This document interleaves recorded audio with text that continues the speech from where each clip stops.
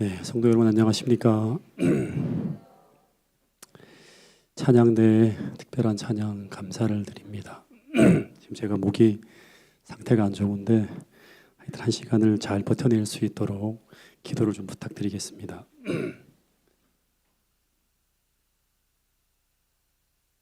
이 감기를 처음에 교회에서 사모가 이렇게 옮겨오더니 혼자만 잘하면 좋은데 며칠 같이 있다 보니까 저도 지금 감기에 걸린 것 같습니다.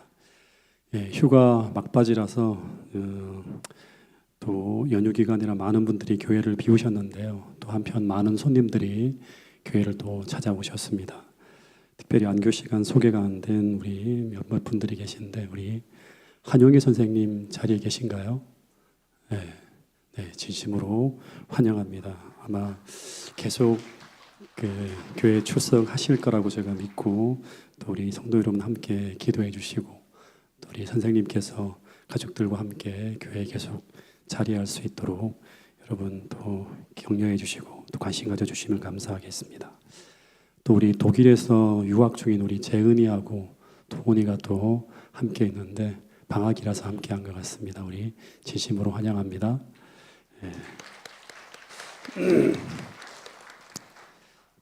우리 정광순 집사님 또 우리 교훈 우리 청년 또 계속 우리 성도님들이 기도해 주셔서 슬픔을 잘 이기고 계속 교회에 나오실 수 있도록 우리 함께 관심 가져주시면 감사하겠습니다.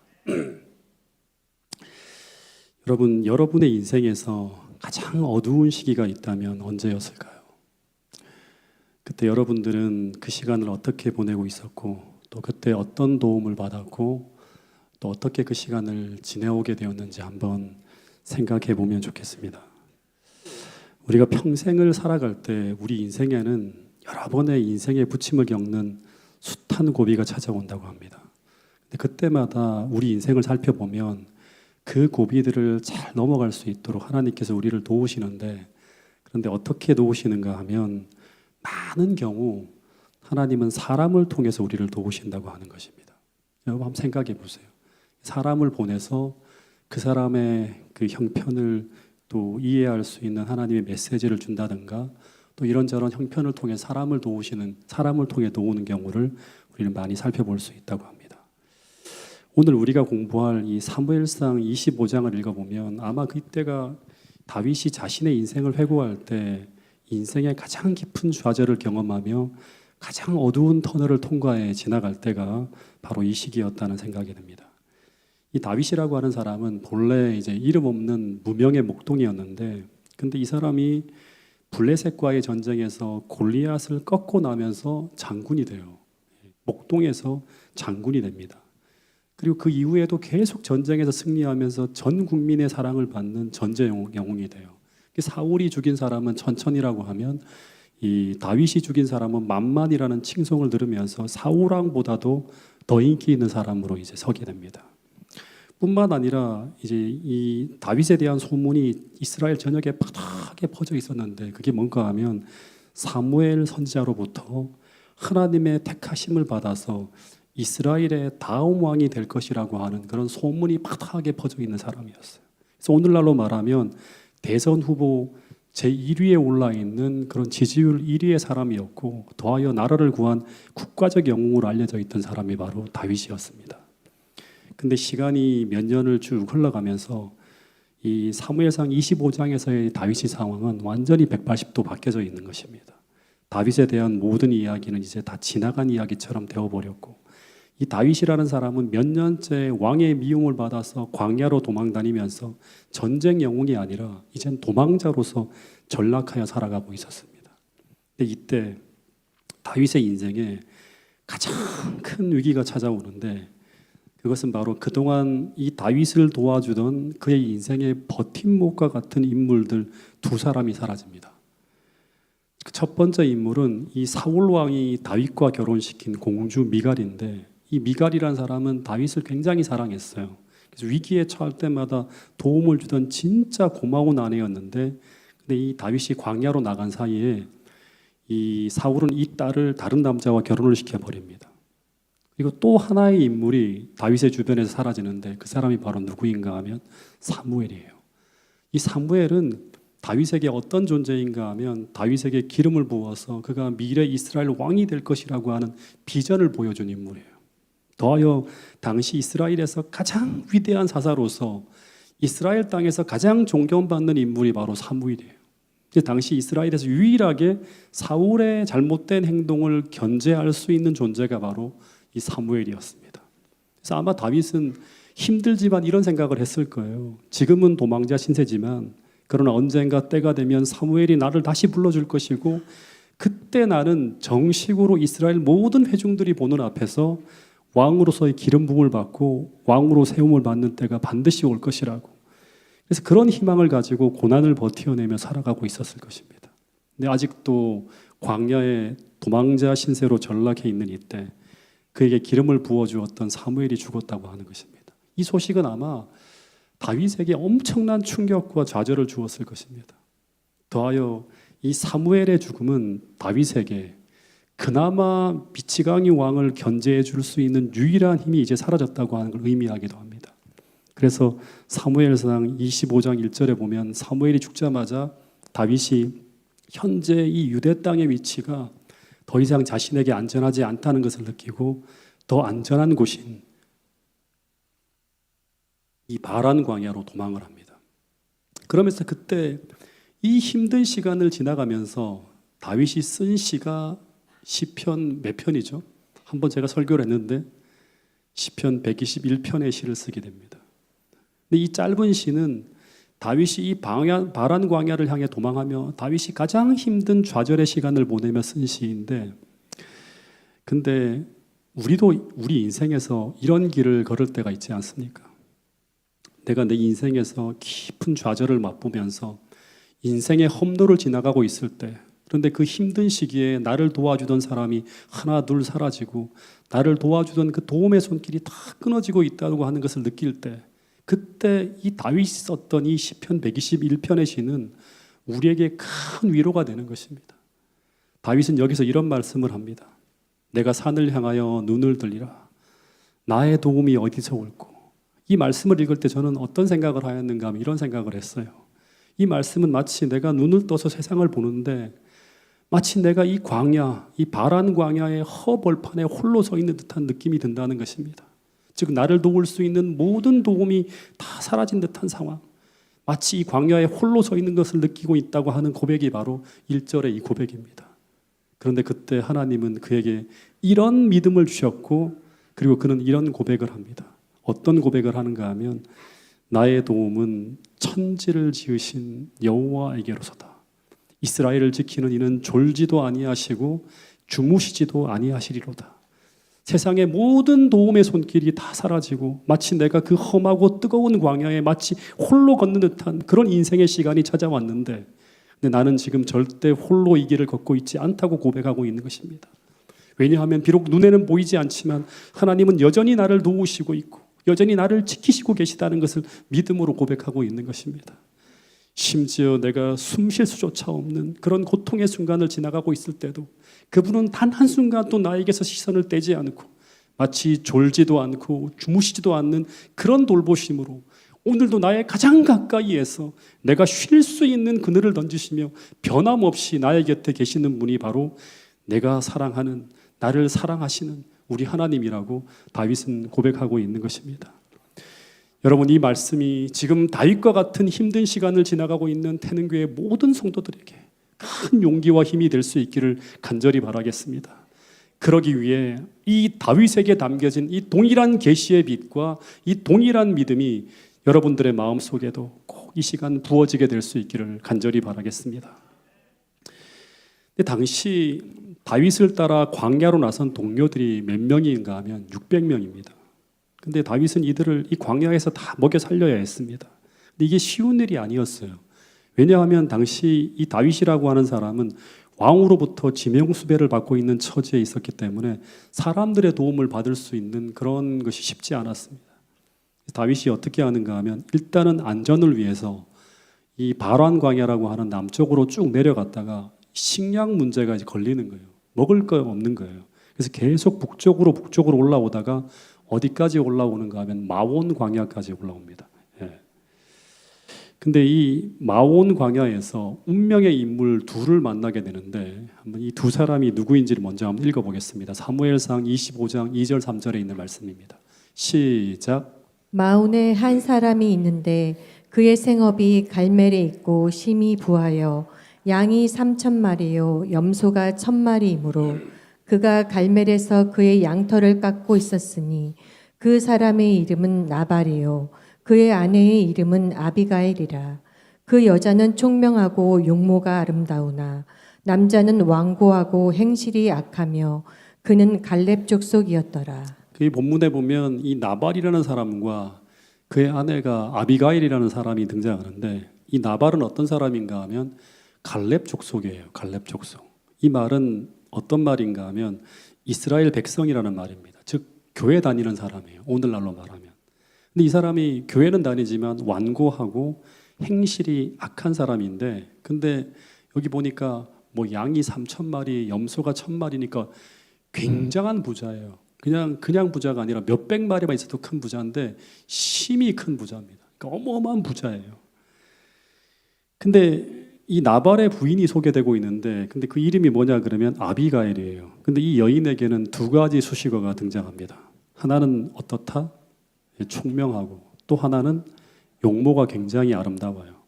근데 이 첫 번째 총명하다고 하는 이 단어는 어떤 뜻인가 하면 그냥 지혜 있는 사람, 그냥 똑똑한 사람이 아니라 성경에 보면 거의가 하나님의 뜻을 잘 분별하라는 그런 사람이라고 그런 어떤 의미로 쓰여지는 단어예요. 즉 하나님의 지혜를 가지고 살아가는 사람이라고 하는 말이에요. 그러면 어리석다는 의미는 뭘까요? 하나님의 뜻을 잘 분별하지 못하는 사람이라고 하는 말이에요. 그 나발은 어떤 사람이다? 하나님의 뜻을 분별하지 못하는 어리석은 사람이라고 하는 거예요. 근데 성경에서만 그렇게 평가하지 이 나발이라고 하는 사람은 당시 세상적으로 평가한다면 이 사람은 나름대로의 세상적인 지혜를 가지고 큰 부를 축적하며 살아가는 굉장히 오늘날로 말하면 똑똑한 사람이에요. 이 상술에 굉장히 처세에 능한 사람이에요. 근데 어느 날 이들이 어떤 사람인지를 시험하는 사건이 벌어지는데 그것은 바로 다윗이 돌고 돌다가 이들이 사는 곳에 등장해서 이 사람이 가지고 있는 양떼를 1년 내내 돌보면서 그들을 돕는 상황이 벌어집니다. 근데 이런 고마운 상황에서도 나발은 이제 자신이 걸어온 삶의 지혜로 현재의 상황을 판단하고 딱 분별해 보니까 다윗이라고 하는 인물은 왕에게서 버림을 받은 별 볼 일 없는 인물처럼 보이는 거예요. 그래서 이 다윗의 도움과 헌신에 고마워하지도 않고 그를 무시합니다. 근데 반면 아비가일은 나발과 전혀 다른 관점으로 이 다윗이 온 것을 이렇게 보는 거예요. 이 다윗은 그 사람이 알고 있기로는 사무엘의 기름 부음을 받은 자로 나중에 이스라엘 왕이 될 것이라고 하는데 지금 사울 왕의 살아가는 모습과 다윗의 살아가는 모습을 비교해 보니까 사울은 완전히 타락하고 있었고 반면에 다윗은 이 미치광이 사울의 부당한 공격을 끝까지 선하게 응대하고 있는 거예요. 그 품성이 완전히 다르게 나타나고 있는 것입니다. 그래서 이 여자는 성령을 통해서 이제 하나님은 사울의 시대를 끝내고 다윗을 통해서 새로운 시대를 열어갈 준비를 하고 계시다고 하는 믿음을 갖게 됩니다. 이 분별력이죠. 분별을 하는 거예요. 그러니까 한 집안에 살지만 이 두 사람이 전혀 다른 관점을 가지고 서로 다른 길을 걸어가고 있었던 것이에요. 한번 상상해 보면 1년 내내 아마 이런 이야기로 두 사람이 다퉜을 거예요. 아비가일은 이 다윗은 하나님의 사람이기 때문에 우리가 후대해야 된다고 하고 나발은 이 사람은 반역자다. 일개 산적 두목에 불과한 존재라고 하면서 무시했을 거예요. 그러는 사이에 다윗이 이들의 도움을 직접 요청하는 그런 어떤 사건이 벌어지는데 이때 나발은 하나님의 역사를 함께 호흡하지 못하고 이 도움을 거절한 반면 아비가일은 남편의 실수를 바로잡기 위해서 바로 움직인 사람이에요. 여러분 그래서 제가 이 스토리를 제가 이렇게 쭉 읽어보면서 이런 생각을 하게 되었습니다. 신앙을 가지고 산다고 하는 것은 자신과 자신이 살아가고 있는 현재 역사를 늘 하나님의 뜻과 연결시켜서 오늘을 살아가는 지혜를 가지고 있는 사람이 바로 누구인가 하면 신앙을 가지고 있는 사람이에요. 그래서 우리는 순간순간마다 우리에게 어떤 일이 벌어질 때 그것을 하나님의 뜻 안에서 해석할 수 있는 지혜를 가져야 되고, 두 번째는 그 지혜를 가지고 내가 어떤 선택을 해야 될 때 그 순간 나는 무엇을 해야 되는지를 늘 하나님께 물으면서 하나님께서 주신 지혜로 살아내는 사람이 누구인가 하면 신앙을 하는 사람이에요. 그래서 우리는 두 가지를 소유하고 있어야 돼요. 첫 번째는 올바른 믿음을 통해서 하나님이 주신 지혜를 받아야 돼요. 내 지혜로 사는 게 아니라 하나님이 주신 지혜를 가지고 있어야 되고, 두 번째 또 하나는 그 지혜를 가지고 올바른 선택과 올바른 결정을 해낼 수 있는 올바른 품성을 소유하고 있어야 됩니다. 이 두 가지가 너무너무 중요한 거예요. 이런 관점으로 보면 이 아비가일이라는 존재는 바로 그런 존재예요. 아비가일은 첫 번째 하나님의 뜻을 분별하는 지혜로운 사람이었고, 더하여 본문을 보면 이 사람은 어떻다? 용모가 아름답다고 해요. 근데 용모가 아름답다고 하는 이 단어는 남녀를 막론하고 성경에 보면 많은 부분 내면적 아름다움과 외면적 아름다움을 다 갖춘 사람에게 적용되어지는 단어입니다. 그래서 아비가일이라는 사람은 지혜로운 사람에다가 품성도 하나님을 닮은 아주 선한 사람이었어요. 다시 말해 이 말씀은 아비가일은 평소에 잘 갖추어지고 잘 준비된 신앙을 가지고 살아가는 사람이었다고 하는 것입니다. 여러분, 오늘 우리가 평소 아비가일처럼 잘 정비된 신앙을 가지고 살아가야 되는데, 그 이유는 무엇 때문인가 하면 하나님께서 어떤 결정적인 순간 아비가일처럼 하나님의 역사를 위해서 우리의 도움과 헌신을 요청하실 때가 있다고 하는 것입니다. 근데 그때 그 결정적인 순간에 우리가 이 아비가일처럼 쓰임받기 위해서 우리는 평소에 이 아비가일처럼 정말 하나님의 뜻을 잘 분별할 수 있는 성령의 지혜와, 더하여 두 번째 하나님이 주시는 선한 마음이 우리 마음에 담겨 있어야지만 우리는 하나님께 반응해서 움직일 수 있는 그런 신앙의 삶을 성공적으로 우리가 해낼 수 있다고 하는 것입니다. 여러분, 태능교회 모든 성도들이 이 두 가지, 성령의 지혜와 하나님이 주시는 선한 마음을 가지고 늘 하나님의 뜻에 반응하는 그런 믿음이 있는 훌륭한 신앙인으로 거듭날 수 있게 되기를 간절히 바라겠습니다. 다시 돌아가서 이 다윗이 그런 나발의 집에서 가축을 돌봐주면서 광야에서 하루하루 자신의 때들을 기다리고 있었는데, 근데 그 시간이 한 1년 정도 지나갑니다. 근데 한 해 목축을 잘 마치고 털 깎는 시기가 닥쳐왔어요. 이 유목민들에게서 털 깎는 시기라고 날은 어떤 날인가 하면 농민들에게 추수하는 날이에요. 똑같아요. 그래서 큰 축제가 벌어집니다. 다 수확을 하면서.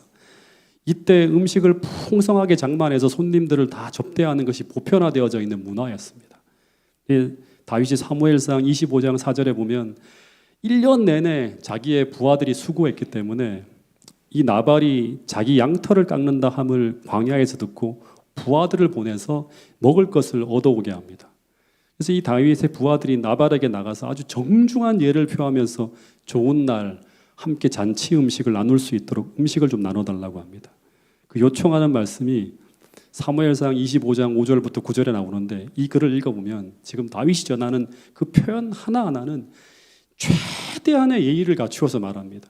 심지어 이 다윗이 어떻게 말하는가 하면, 내가 배고플 때도 그냥 거기 있는 양들을 취하여 먹어도 되지만 그것 중에 단 하나도 해하지 아니하고 정직하게 이 모든 양떼를 다 돌보았다고 하고 있고, 그리고 마지막에는 어떤 표현을 쓰는가 하면 여기 8절에 보면 8절인가요? 8절, 9절 여기 내용에 보면 어떤 말을 하는가 하면 다윗의 부하를 나발의 종이라 하고 있고, 심지어 자신을 나발의 아들이라고까지 표현하면서 극존칭의 단어까지 써가면서 아주 깍듯한 예의를 갖추어서 먹을 것을 구하고 있었습니다. 여러분, 당시에는 이 중앙정부의 힘이 미치지 못하는 곳에는 산적대, 도적대들이 막 들끓고 있는 그런 시대예요. 다윗과 같은 아주 뛰어난 어떤 그런 인물들이 경호를 맡아주고 하는 이것은 정말 고마운 일이었어요. 수천 마리의 그 양떼들과 또 이렇게 소떼들이 있었잖아요. 근데 다윗이 1년 내내 그들을 완벽하게 보호해 주었고, 그래서 털 깎는 때 음식을 요구하는 건 절대 무리한 요구가 아니었습니다. 다윗은 당연히 부하들이 아주 풍족한 음식을 가지고 돌아올 것이라고 기대하고 있었어요. 근데 이 요청에 나발이 어떻게 반응하는가 하면 너무나 충격적인 반응을 보입니다. 정말 나발같이 이게 진짜 반응을 했어요.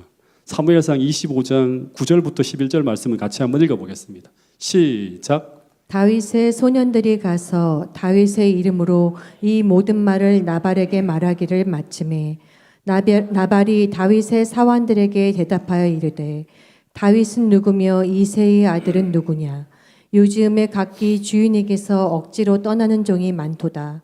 내가 어찌 내 떡과 물과 내 양털 깎는 자를 위하여 잡은 고기를 가져다가 어디서 왔는지도 알지 못하는 자들에게 주겠느냐 한지라. 여러분, 지금 나발은 사환들에게 뭐라고 대답을 했는가 하면 다윗이 누구며 이새의 아들이 누구냐라고 하는 거예요. 지금 나발이 다윗을 몰라서 이렇게 물은 것이 아니죠. 다윗이라고 하는 존재는 이스라엘 전역에 가장 유명한 사람 중에 한 사람이었어요. 1년 동안 이 양떼와 소떼를 이렇게 보호해 준 사람이었습니다. 이 말은 다윗을 완전히 무시하는 말이에요. 난 몰라 그런 인간 이렇게 말하는 거예요. 더하여 나발이 뭐라고까지 모욕을 하고 있는가 하면 요즘 각기 주인에게서 억지로 떠나는 종들이 많은데 그 중에 하나가 누구다? 바로 너라고 하는 거예요.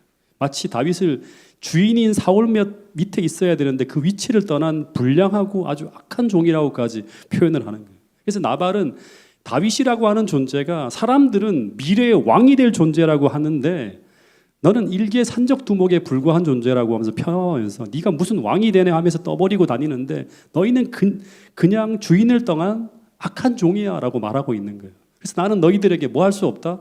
특별한 음식을 줄 수 없다고 하면서 거절하는 거예요. 근데 여러분, 다윗은 그동안 어떻게 살아왔는가 하면 어떤 순간에도 일반 산적이나 도적처럼 그 힘을 함부로 쓰지 않고 아무리 힘들고 어려운 공공 속에서도 하나님께서 가르쳐 주신 방법대로 그 어려움을 이겨내며 살아온 사람이었어요. 나발의 양떼나 소떼를 필요에 따라 취할 수 있었지만 단 한 마리도 마음대로 취하지 않았으면서 그렇게 살았던 존재예요. 심지어 사무엘상 24장에 보면 사울을 죽일 수 있는 상황에서도 끝까지 그는 하나님을 바라보면서 나는 일반 군사가 아니라 하나님의 군사로 그 힘을 하나님만을 위하여 사용하기로 결심하면서 끝까지 인내하며 살아왔던 사람이 누구인가 하면 바로 다윗이었어요. 근데 그렇게 정직하고 신실하게 행한 모든 결과가 이처럼 헛되이 완전히 모욕으로 돌아오는 것처럼 보일 때 더하여서 1년 내내 수고한 그 노력과 수고에 대해 아무런 대가도 받지 못하고 도리어 온갖 모욕과 수욕을 당하면서 빈손으로 돌아온 이 부하들을 볼 때 다윗이 거의 이성을 잃어버립니다.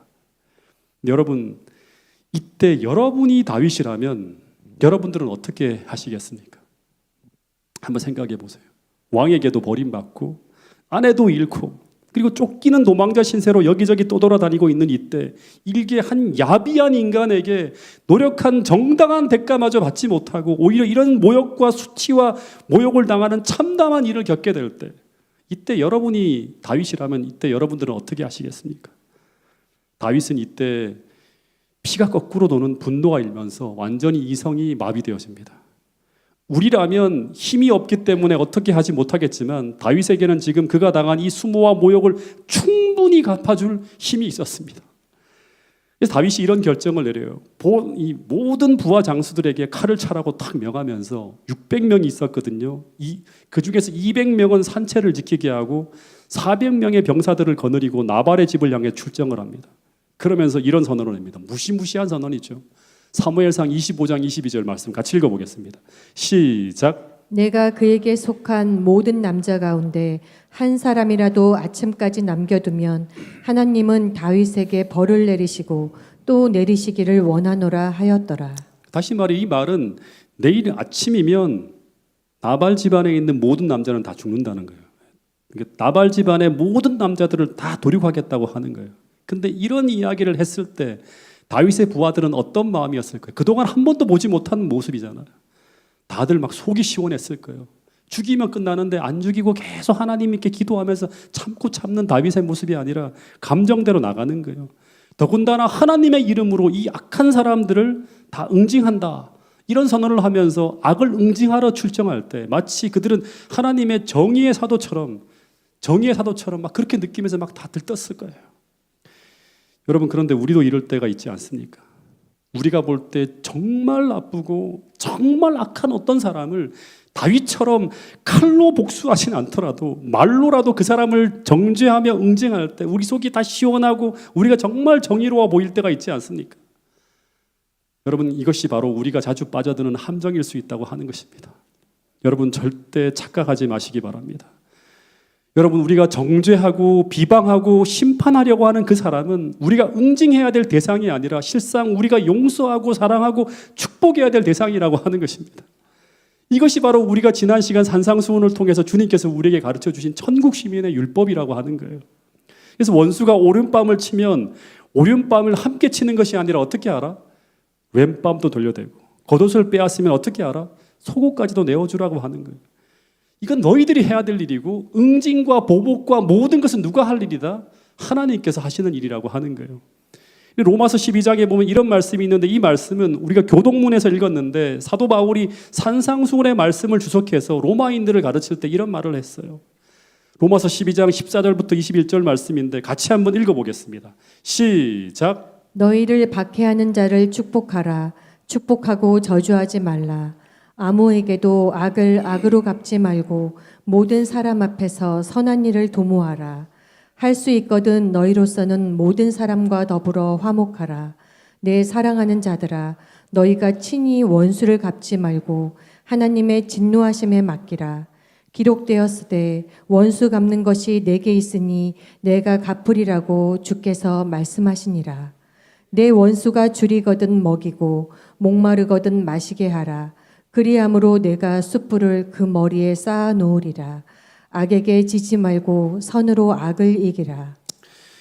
여러분, 오늘 우리 앞에 생각만 해도 나를 고통스럽게 하는 그런 나발 같은 존재가 있다면 우리는 어떻게 해야 될까요? 한번 생각해 보시기 바랍니다.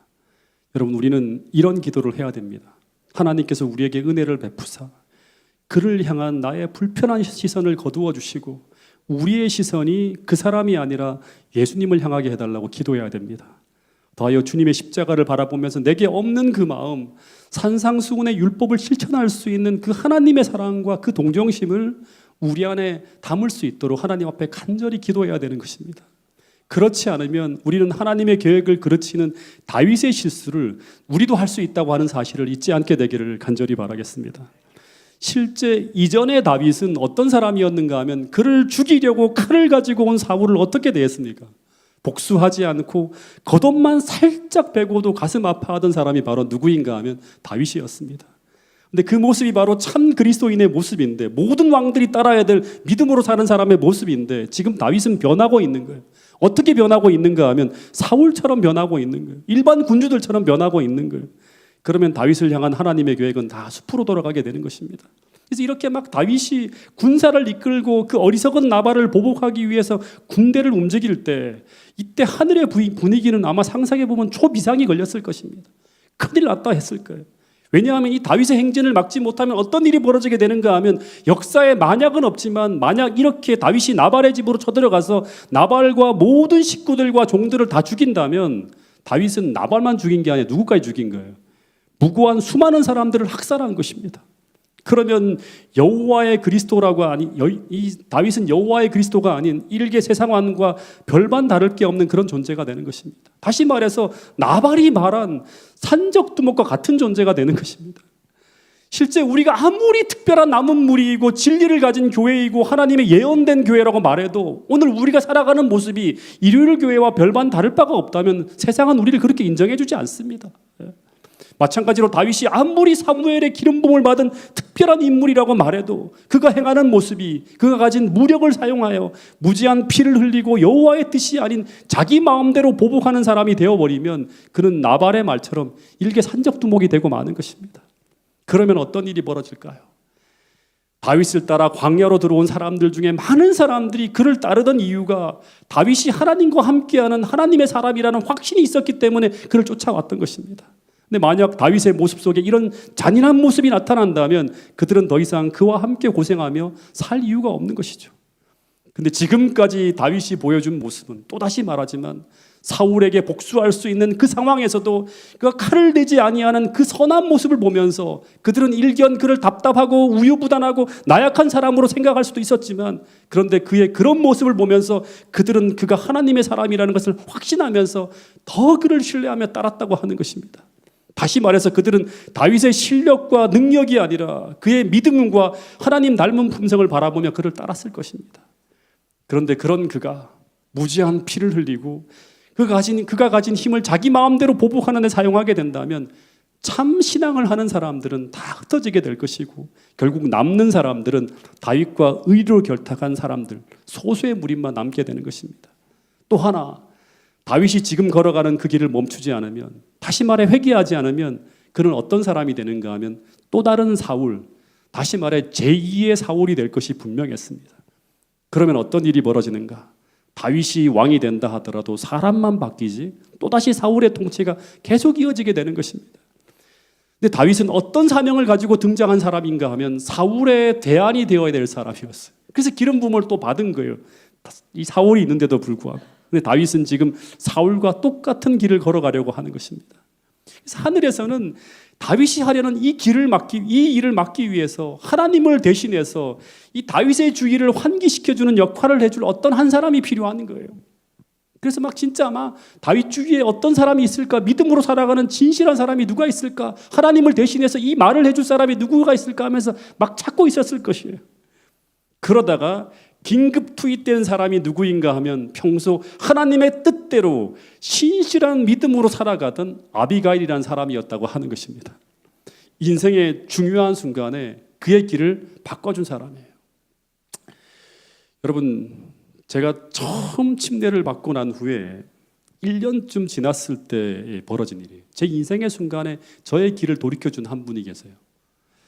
제가 어떤 한 교회에서 큰 실망을 하고 더 이상 교회를 다니지 않겠다는 결심을 굳게 하고 그 생각을 굳혀가고 있을 때였어요.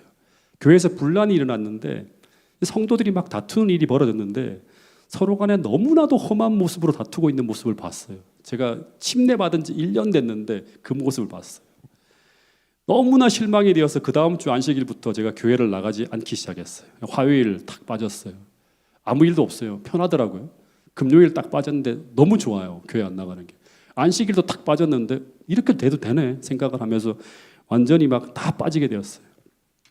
그리고 생각하기를 저분들은 저보다 교회를 다닌 지 10년, 20년 이상 다닌 분들인데 10년, 20년 후에 나의 모습이 저런 모습이라면 교회를 다녀봤자 무슨 소용이 있겠는가 하는 생각을 하면서 이제부터는 교회를 다니지 말자 이런 생각을 아주 굳혔습니다. 근데 그렇게 교회를 일주일 정도 다니지 않고 있다가 안식일이 딱 됐는데 친구들한테 전화를 했어요. 교회를 안 나가고. 근데 그동안 끊고 있었던 세상 친구들과 전화도 하고 이러면서 이 친구들이 재훈아 만나자고 하는 거예요. 만나기로 하고 약속 장소를 정했는데 근데 그곳이 어디였는지 아십니까? 네, 호프집이었습니다. 진짜 큰일 날 일이죠. 네. 만약에 갔으면 여기 이 자리에 서 있지 않았을 것입니다. 제가. 근데 그렇게 흔들리며 교회를 떠나려 하고 있던 그때 약속도 다 정했어요. 1992년도 12월입니다. 근데 어떤 한 형님이 저에게 전화를 했습니다. 그 형님이 전화를 걸어 그 형님은 저한테 고형제라고 하거든요.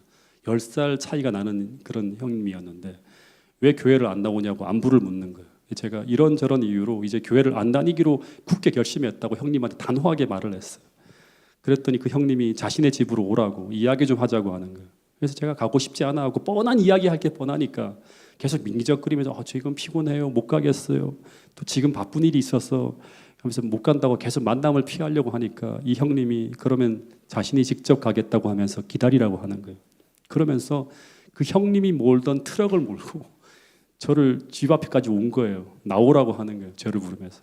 저를 태워서 그 형님 집으로 데리고 갔습니다. 그러면서 저녁을 먹으면서 형님과 이야기를 나눴는데 근데 그때 거의 밤새워서 이야기한 것 같아요.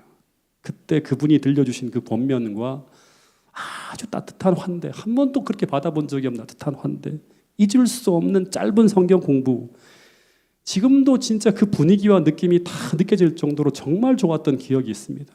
그러면서 세상으로 흘러가려도 했던 제 마음을 회개하고요. 그 모든 방향을 돌이키면서 오히려 더 신실하게 믿음 생활하기로 저는 결심하게 됩니다. 그리고 4년을 거의 이 형님 집으로 왔다 갔다 하며 제가 보내게 돼요. 근데 그때 저를 붙들어 주셨던 그 형님의 도움이 없었다면 저는 지금 다른 길로 가지고 있지 않았을까 하는 생각이 들어요. 그러면 저는 이 자리에 없었겠죠. 그래서 세상으로 흘러가려고 결심을 하고 주님을 붙드는 손을 놓기로 결정하고 세상 친구들의 영향을 받으면서 무너질 뻔한 그 순간 하나님은 당신을 대신해서 저에게 말씀해 주실 수 있는 그 형님을 통하여 저의 삶의 방향을 바꾸는 일을 했다고 하는 거예요. 다시 말해 하나님이 하셨는데 하나님은 그 일을 하나님이 직접 하신 게 아니라 누구를 통해서? 그 형님을 통해서 했다고 하는 거예요. 다시 말해서 똑같이 다윗에게 아비가일은 이런 존재라고 하는 것입니다. 다윗의 인생에 정말 결정적인 시점에 등장해서 그가 가려고 하는 그 잘못된 길을 막아서면서 다시금 여호와의 그리스도로 돌아가도록 그를 회복시키는데 결정적인 역할을 한 사람이 누구인가 하면 바로 이 아비가일이라는 사람이에요. 그래서 아마 다윗은 그의 평생에 두고 제가 그 형님을 생각하며 늘 감사했던 것처럼 이 여인의 도움을 생각하면서 감사해야 하지 않았을까 하는 생각이 듭니다. 이때 이 아비가일이 다윗의 앞에서 무릎을 꿇고 던지는 그 한마디 한마디는 정말 다윗에게 적실한 말들이었어요. 다윗은 지금 모든 것이 바닥인 상황이었어요. 스스로 보기에도 이제 비전을 이룰 어떤 희망도 보이지 않고 모든 환경과 모든 상황이 다 자신을 모욕하고 조롱하고 있는 것처럼 보이는 이런 상황에서 당시 유일하게 당신은 그런 사람이 아니라고 말해주던 사람이 바로 이 아비가일이었다고 하는 것입니다. 지금 광야에서 남의 양떼나 지켜주는 도망자 신세로 살아가고 있지만 그러나 당신은 이스라엘 역사를 바로잡을 위대한 인물이라고. 그래서 하나님이 사무엘을 통해 당신에게 기름을 부으신 것 아니냐고. 이것을 잊어서는 안 된다고 하는 거예요. 당신이 지금 이렇게 행동해서는 안 된다고. 당신은 너무나 존귀하고 위대한 일을 감당해야 될 하나님의 사랑이라고 하는 거예요. 그러면서 그는 이런 말을 합니다. 같이 한번 읽어보겠습니다. 사무엘상 25장 30절 31절 말씀입니다. 시작.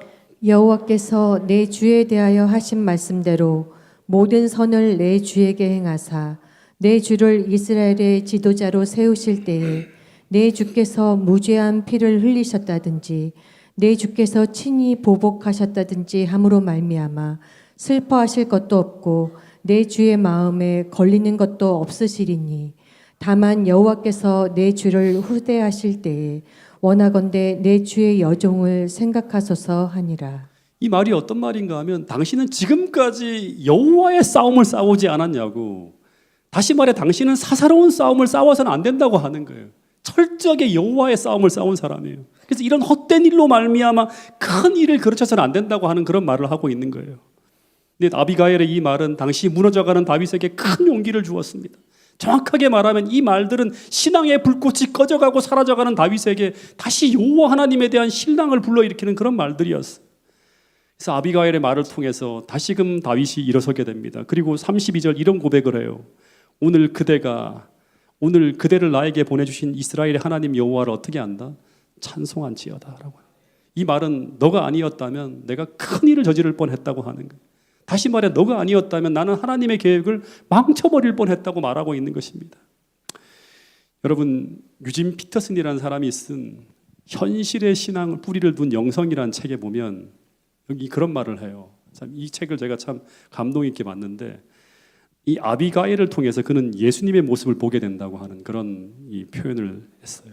이게 무슨 말인가 하면 우리가 죄악에 눈멀어서 우리의 소명을 잃고 죄악 속으로 달려갈 때 주님은 우리의 앞길을 막아서면서 너는 그런 일을 할 사람이 아니라고. 너는 내가 핏값으로 산 너무나 존귀하고 너무나 위대한 인물이라고.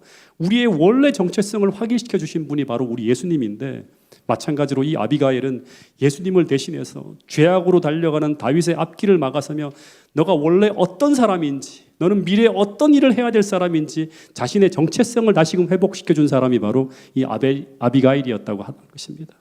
근데 세상엔 이런 아비가일 같이 주님을 대신해서 우리의 정체성을 다시금 회복시켜줄 그런 인물들이 너무나 필요한 시대를 우리는 살아가고 있다고 하는 것입니다. 근데 오늘 여러분과 제가 그 일을 감당하는 사람이 될 수 있기를 하나님은 바라신다고 하는 사실을 잊지 않게 되기를 간절히 바라겠습니다. 이제 말씀을 정리하면서 오늘 주님은 수많은 좌절을 경험하며 위대한 소명에서 이탈하여 살아가고 있는 우리들에게 주님은 아비가일이 다윗에게 한 말처럼 오늘 우리에게도 이런 말씀을 하고 있는 것입니다. 너는 하나님의 위대한 일을 위해 부름받고 있는 하나님의 사람이라고. 태능교회 모든 성도들은 남은 무리예요. 하나님께서 위대한 사명을 통해서 우리를 부르고 있다고 하는 것입니다. 그래서 오늘 우리를 괴롭히는 수많은 사사로운 일에 목숨을 걸지 말라고 하는 거예요. 마음 다치지 말라고 하는 거예요. 그러면 우리는 하나님의 큰 일을 그르치게 될 수도 있다고 말씀하고 있는 것입니다. 더하여 우리 주님은 오늘 우리들도 아비가일처럼 내 곁에서 소명을 잃고 쓰러진 다윗과 같은 사람들에게 다시금 소명을 불러일으킬 수 있는 그런 아비가일 같은 인물이 되라고 말씀하고 있는 것입니다. 이 일을 위해 오늘 우리는 하나님을 대신해서 하나님의 말씀을 전해줄 영성과 신앙이 필요하다는 사실을 우리 모두가 잊지 않게 되기를 간절히 바라겠습니다. 오늘 나의 남편에게 혹은 나의 자녀에게, 나의 형제에게, 나의 이웃들에게 이런 아빌가일 같은 용기와 지혜를 가지고 그들을 일으켜 세우는 평화의 사도들이 태능교회 모든 성도들이 될 수 있기를 간절히 바라면서 오늘 말씀을 줄이도록 하겠습니다.